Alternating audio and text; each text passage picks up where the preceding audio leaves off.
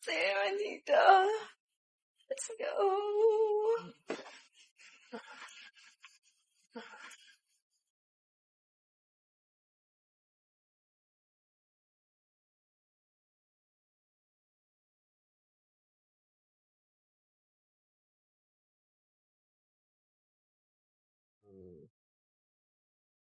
Endorsed by experts.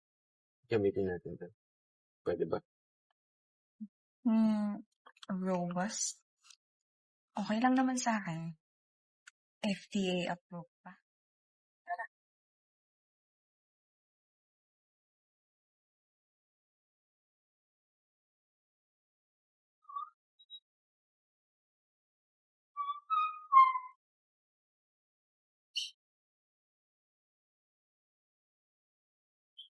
Ito ba yung bahay niyo, mahal? Ito yung bahay natin. Nagustuhan mo ba? Oo, ang ganda. Alam mo, hindi lang ito ang ibibigay ko sa'yo. Dahil sumama ka sa akin, turing mo na rin parang sa'yo ito. At lahat ng gusto mo, pagkaya ko rin lang, ibibigay ko sa'yo.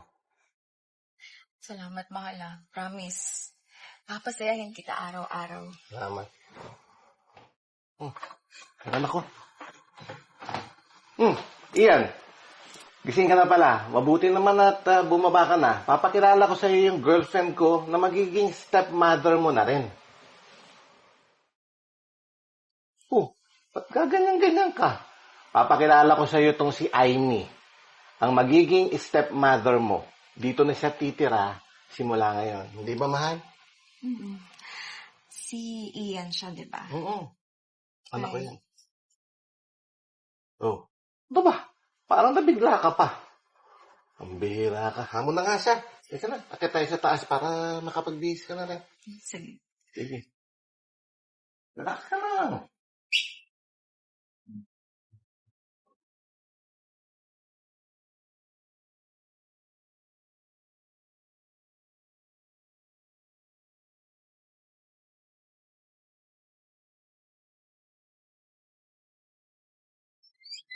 Patakip-takip pa, nakita ko na din naman yan. Anong pinagsasabi mo? Pangmangan ka pa yan, no? Alam ko naman naaalala mo nakita tayo isang gabi, di ba? Sa bar. Tapos may nangyari sa atin. Alam mo, balak mo ha. Pati yung daddy ko pinupuntire mo. Talaga? Stepmom? Wala kang pakialam. Dahil pinili na ako ng daddy mo. Malamang may pakialam ako, daddy ko yun eh. Bobo ka ba? Tsaka knowing your work. Pok-pok. Ilang lalaki na nag-take out sa'yo palabas, di ba? Tsaka yung daddy kong matanda, hindi mo pa pinalampas. Talagang pupuntirihan mo pa talaga siya. Ano? Sabi yung daddy ko?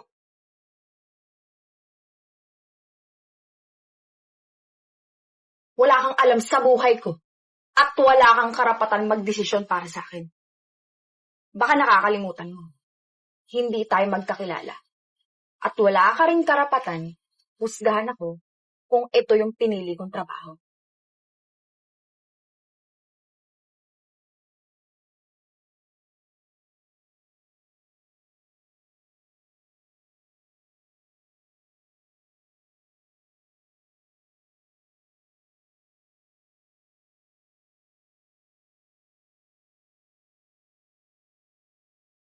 Mahal, ayan na yung kape mo.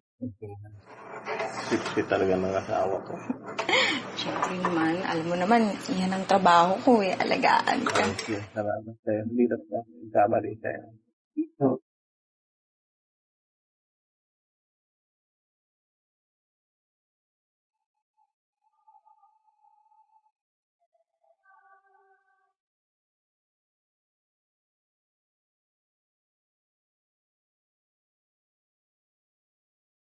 Oh, Ian.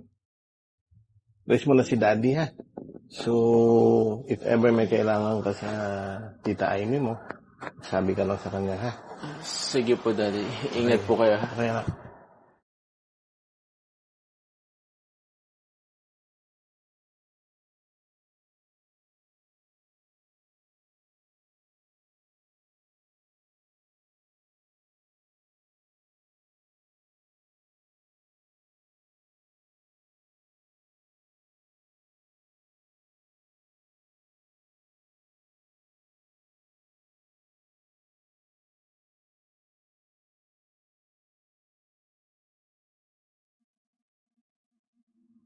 Pasensya ka na sa mga nasabi ko nung nakaraang araw, ah.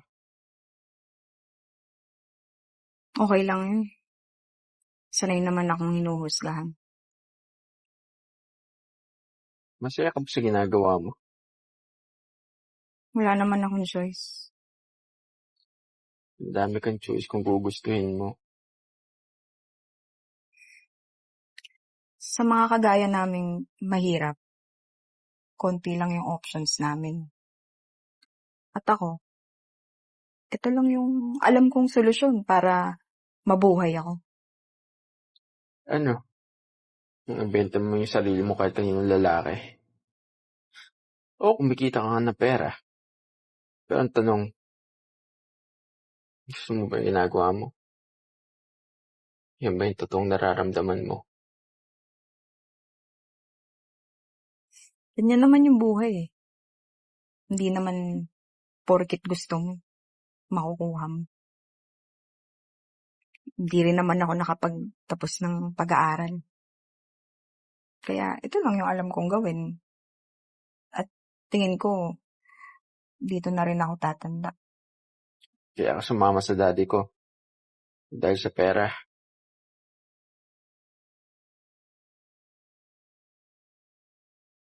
Magiging hipokrita ako kung sasabihin kong hindi. Pero gusto ko na kasing makaalis sa madilim kong buhay. At ito lang yung paraan.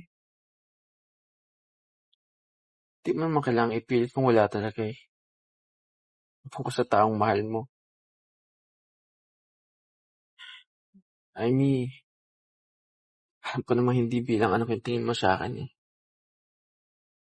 Sa ginagawa natin, alam ko iba yung nararamdaman mo.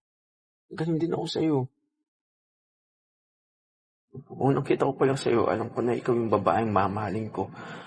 Na ikaw yung babaeng gusto kong makasama habang buhay.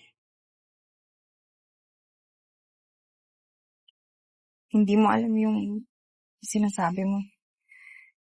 Marami ng lalaking nakagalaw sa akin. At wala namang matinong lalaki ang gugustuhin na magmahal ng babaeng bayaran. Ako, handa akong mahalin ka. Handa akong patunayan sa'yo na ikaw yung klase ng babaeng kamahal-mahal. I mean, tatanungin ka na hindi mahalaga sa'yo yung pera. Susundin mo ba yung tinitibok ng puso mo?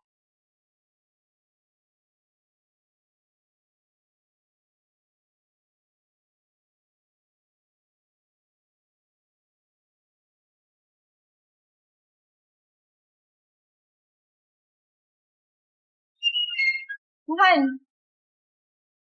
Saan ka pupunta? Daddy, saan ka pupunta? Ba't may dala kang maleta? Aalis ako, anak. Nagpabook na ako sa Canada. At plano kong libutin ang buong mundo. At alam mo ba, Ian, kung bakit ko naisip yan? Kasi tapos na ako ng obligasyon ko sa'yo. Siguro, anak, panahon naman para maging masaya yung sarili ko. Hindi ko po kayo maintindihan, Daddy. Anak, may isa akong kahilingan sa sarili ko na matagal na. At yun gusto kong makita na may babae kang mamahalin. At meron ding babaeng magmamahal sa'yo ng lubos.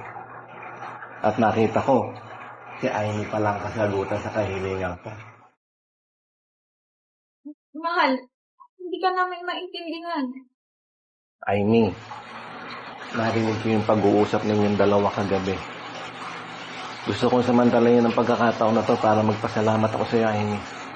Kasi sa maikling panahon na nagkasama tayo, naramdaman ko, marunong pa rin pala akong magmahal.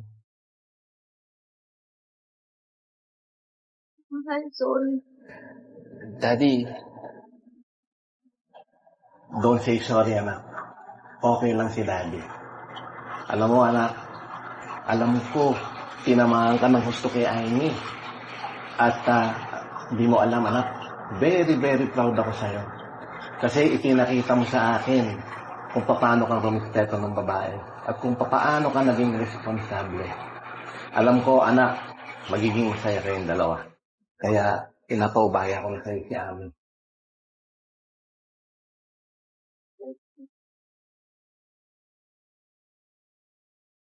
Ikaw naman, Aimee,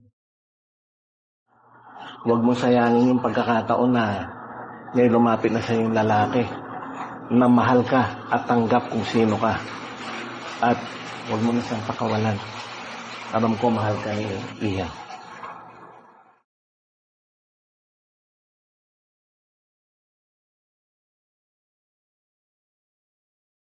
Okay.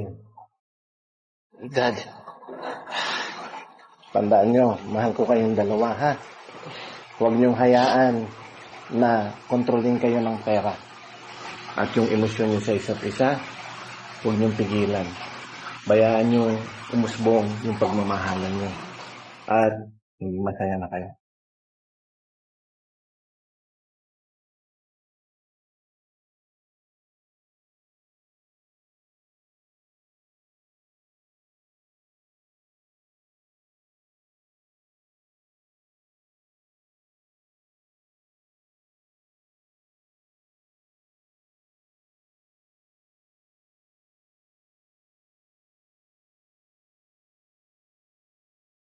Baby, tara na.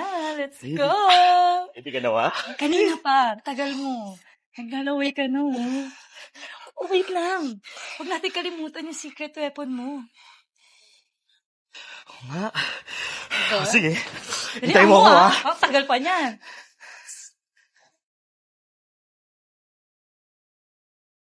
Huwag mo nang inumin. Kaya mo pa naman. Hindi totoo yan. Inumin mo na. Para masayahan kayo. Proud din. Baby, Tara nainom ko na. Okay na? Game na ako. Let's go. Let's go.